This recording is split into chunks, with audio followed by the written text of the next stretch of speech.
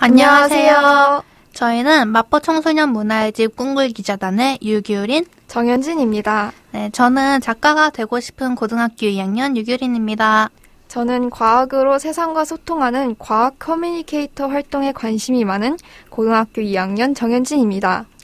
오늘 저희는 여러분들께 재미있는 책 이야기를 해드릴 거예요. 무슨 책일까요? 그 전에 이 오디오북을 만들기 위해 수고해주신 분들을 먼저 소개해드릴까요? 네, 이 오디오북은 마포 혁신 교육지구 사업의 일환으로 추진되고 있는 마포 청소년 사이언스 팩토리라는 프로그램에서 초등학생들이 읽어보면 좋을 과학도서를 고등학생의 시각에서 읽어보고 리뷰하여 추천해주는 일명 과학도서 멘토링 오디오북을 기획하였고요. 마포 청소년 문화의 집에서 활동하고 있는 청소년들이 이렇게 직접 제작에 참여하였습니다. 그리고 마포 FM에서 녹음을 도와주고 계신데요. 지역과 마을과 청소년들이 함께 참여한 오디오북인 만큼 여러분들의 관심과 사랑이 많은 힘이 됩니다. 여러분들의 댓글과 좋아요, 구독 부탁드립니다. 자, 그럼 본격적으로 오늘 소개해드릴 책은 박지한 기자님의 북극곰도 모르는 북극 이야기입니다. 규린 씨는 벌써 이 책을 읽어보지 않았나요? 맞아요. 북극곰도 모르는 북극 이야기는 박지한 기자님이 직접 북극까지 가셔서 조사한 내용과 기자님이 북극에서 겪었던 일을 리얼하고 재미있게 정리해놓은 책이에요. 직접 북극까지 다녀오셨다니 대단하네요. 북극에 공항이 있는 것도 아닐 텐데 기자님은 어떤 방법으로 북극에 다녀오신 걸까요? 기자님은 북극을 연구하러 가신 다른 여러 연구진들과 함께 북극에 다녀오셨어요. 북극에 도착한 뒤에는 북극을 연구하러 간 과학자분들과 함께 니알슨 과학기지촌 안에 있는 다산과학기지에서 지내셨다고 합니다. 니알슨 과학기지촌이요? 처음 들어보는데 니알슨 과학기지촌이 뭔가요? 궁금해요. 그럼 우리 책을 읽어보면서 니알슨 과학기지촌에 대해 알아볼까요?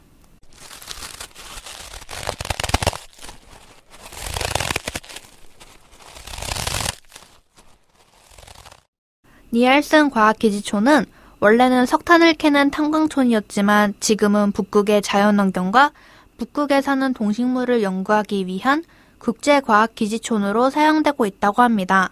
또한 이곳에는 우리나라뿐만 아니라 노르웨이, 영국, 독일, 프랑스, 일본, 이탈리아, 중국 등의 다른 나라의 연구기지가 함께 있다고 해요.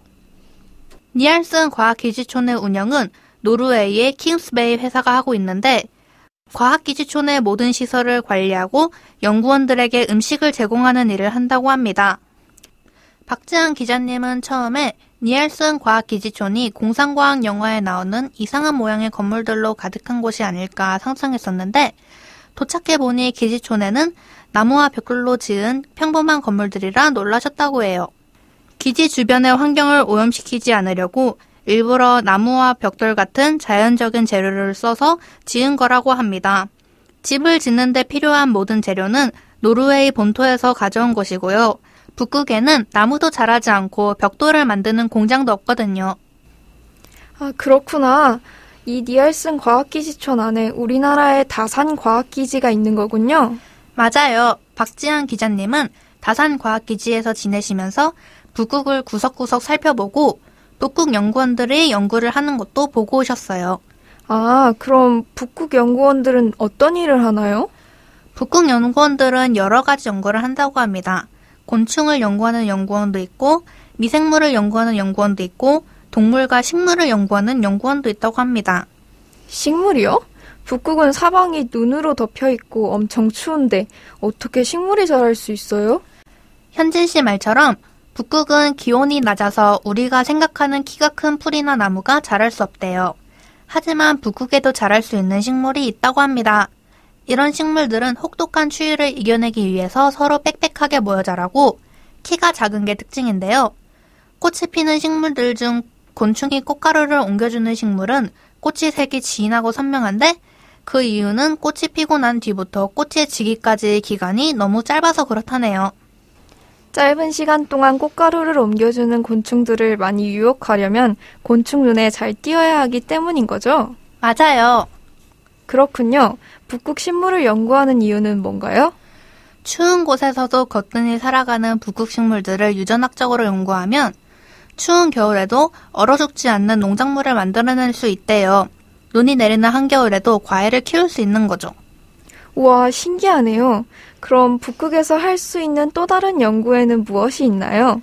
북극에서 진행되는 연구 중에는 빙하를 이용한 연구도 있어요. 이번엔 제가 빙하 이야기를 해드릴게요.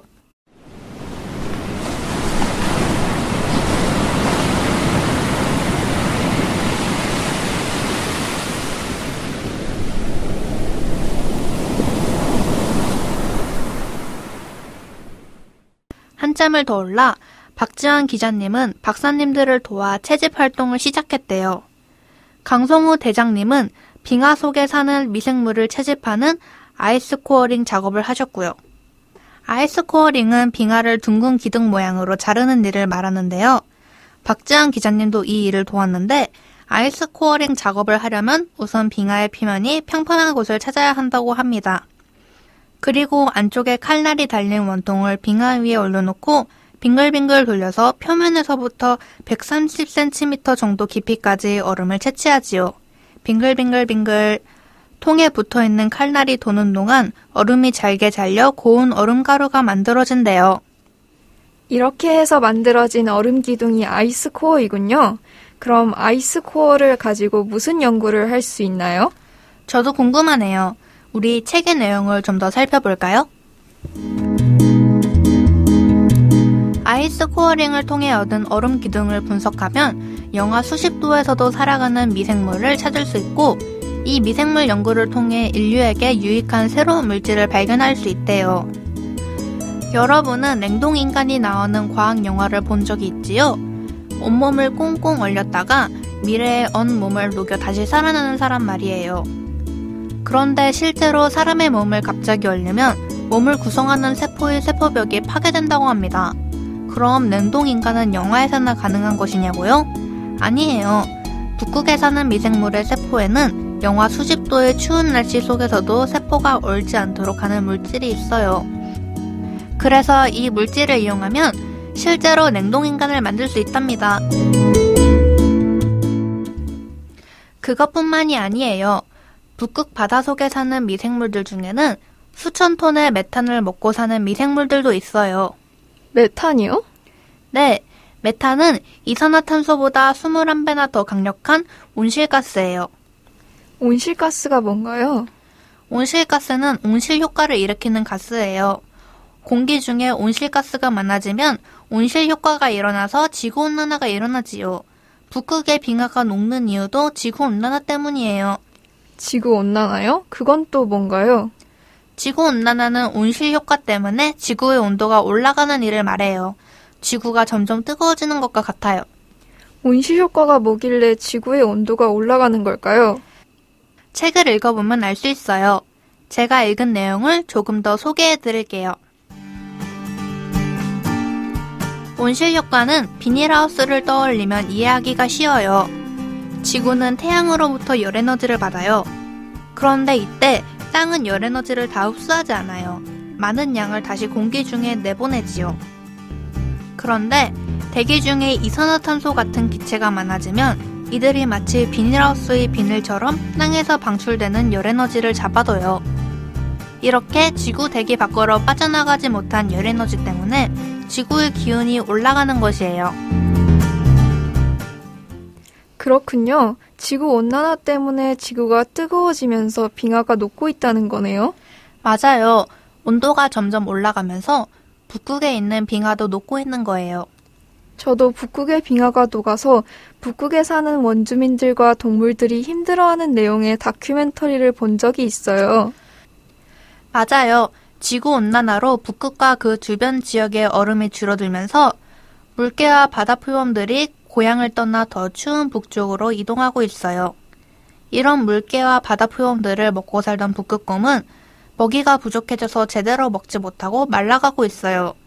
그뿐 아니라 북극 지역의 얼음이 너무 많이 녹았기 때문에 헤엄을 치던 북극곰이 쉴 곳이 없어서 바다에 빠져 죽는 일도 많아졌어요. 북극곰은 수영을 아주 잘하지만 너무 오랫동안 수영을 하면 안 되기 때문에 얼음 위에서 잠시 쉬었다 가거든요. 이러다 앞으로 북극곰을 볼 수 없게 될까봐 걱정이네요. 맞아요. 게다가 어른이 될 때까지 살아남는 새끼 북극곰도 사라지고 있어요. 북극곰뿐만 아니라 북극에서 살아가는 사람들에게도 큰 피해가 오고 있지요. 북극에서 살아가는 사람들이라면 아까 말했던 북극 연구원들을 말하는 건가요? 아니에요. 아주 옛날부터 북극에서 살아가는 원주민들이 있거든요. 아, 이누이트를 말하는 거군요. 정확히 말하자면 북부 알래스카와 캐나다, 그린란드에 사는 사람들은 이누이트, 서부 알래스카와 극동부 러시아에 사는 사람들은 유피크라고 해야 해요. 이 사람들은 사냥을 하거나 술록을 키우며 살아요. 집에서 멀리 사냥을 나갈 땐 하룻밤 임시로 자기 위해 얼음집 이글루를 만들지요. 이글루는 눈을 벽돌 모양으로 만들어서 지은 집이죠? 맞아요. 하지만 요즘은 엔진으로 움직이는 썰매 때문에 사냥을 멀리 나가도 하루 만에 집으로 돌아올 수 있어서 이글루를 지을 줄 아는 원주민들이 많지 않대요. 그거 참 아쉽네요. 이글루는 정말 신기하게 생겼는데요. 집인데도 특이하게 네모난 모양이 아니라 둥그런 모양이잖아요. 이글루는 보통 둥근 모양으로 만드는데 그 이유는 칼날 같은 북극의 바람이 둥근 부분을 쉽게 비껴갈 수 있도록 하기 위해서래요. 그렇네요. 만약 이글루가 네모난 모양이면 사방에서 불어오는 바람을 고스란히 받을 테니까요. 또 얼음 덩어리로 집을 둥글게 만들면 짓기도 편하고 사각형으로 지을 때보다 훨씬 튼튼하거든요. 그렇군요. 그건 몰랐네요. 북극에 사는 사람들은 동물을 사냥해서 살아간다고 하셨는데 그럼 북극에 사는 동물들은 어떤 동물들이 있나요? 전 북극곰밖에 생각이 안 나요. 북극하면 얼음 위에 있는 북극곰이 제일 먼저 생각나긴 하죠. 북극곰은 덩치가 아주 크고 털이 눈처럼 하얘서 백곰이라고도 부르죠. 북극곰은 다른 지역에 사는 곰보다 머리도 작고 귀도 작아요. 몸도 큰데 머리랑 귀도 커다라면 추운 바람이 닿는 부분이 더 많아질 테니까요. 그럼 몸은 더 빨리 추워질 테고요. 맞아요. 그리고 차가운 얼음 위에서 미끄러지지 않기 위해 발바닥에 털이 아주 촘촘히 나 있어요. 북극곰 말고도 다른 북극 동물들은 뭐가 있나요? 북극에 사는 동물 중에는 북극여우가 있어요. 북극여우요? 북극여우도 북극곰처럼 흰색일 것 같아요. 맞나요? 북극여우의 털은 여름에는 짙은 회갈색을 띠지만 겨울에는 눈이 많은 지역에 서식하기 때문에 흰색으로 변해요. 하지만 사는 곳에 따라 흰 털로 변하지 않고 회색을 그대로 유지하는 여우도 있어요. 책 내용 중에 북극여우에 관한 내용이 있는데 여러분들도 궁금하시죠? 여우는 꼬리가 길고 주둥이가 튀어나왔을 뿐 집에서 키우는 개와 비슷했어요. 게다가 내가 무서워하는 구미호 같은 모습은 전혀 아니었어요.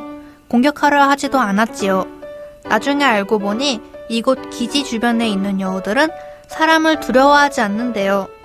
자연을 함부로 훼손하면 안 된다는 것을 잘 아는 과학자들이 사는 곳이라 어떤 여우도 이곳에 와서 해코지를 당한 적이 없었으니까요. 또 아주 추운 한겨울에 먹이를 찾아 기지 근처까지 여우가 내려오면 불쌍하다는 생각에 음식을 주곤 해서 더욱더 사람을 무서워하지 않게 되었대요. 그런데 재미있는 일이 생겼어요. 여우는 내 앞에서 귀여운 강아지처럼 빙글빙글 제주를 넘기도 하고 하늘을 보고 벌렁 눕는 재롱을 부리는 거예요. 동물원에서도 볼 수 없는 신기한 모습이었어요. 와, 정말 귀엽네요. 이렇게 귀여운 북극여우는 낮은 산에 굴을 만들어 여러 해 동안 둥지로 사용해요. 해마다 구멍을 파서 입구를 많이 만들지요. 북극곰이 둥지를 습격할 때를 대비해서 도망갈 길을 여러 개 만드는 거래요. 이렇게 책을 읽다 보니 저도 북극에 가고 싶어졌어요. 우리도 북극에 갈 수 있나요? 한국해양연구원 부설 극지연구소에서는 청소년을 대상으로 북극 지방을 체험하고 오는 북극 탐험대를 해마다 모집한다고 합니다. 과학자 탐험가와 함께 북극 다산과학기지에서 북극에 대해 직접 알아보고 올 수 있는 좋은 기회죠. 아쉬운 건 고등학생만 탐험대에 자원할 수 있지만 지금 이 책을 읽어본 어린이라면 나중에 북극 탐험대에 합격할 수 있을 거예요. 자세한 정보는 극지연구소 홈페이지에서 얻을 수 있습니다. 오늘 책을 읽으면서 북극에 관해 더 자세히 알게 된 것 같아요. 저는 아이스 코어링에 관한 이야기가 너무 신기했어요. 규린 씨는 어땠어요? 저도 오늘 현진 씨랑 함께 책을 읽으면서 너무 재미있었는데 우리 친구들은 어땠을지 모르겠네요. 재미있었다면 성함과 이메일 주소를 댓글로 남겨주세요. 선착순 10명에게 과학기술부 인증 우수과학도서 북극곰도 모르는 북극 이야기를 전해드리도록 하겠습니다. 그럼 저희는 여기서 인사드리도록 하겠습니다. 지금까지 마포 혁신교육지구사업 마포 청소년 사이언스 팩토리 프로그램의 내 친구 오디오 정현진, 유규린이었습니다. 그럼 우린 다음 편에 다시 만나요. 안녕.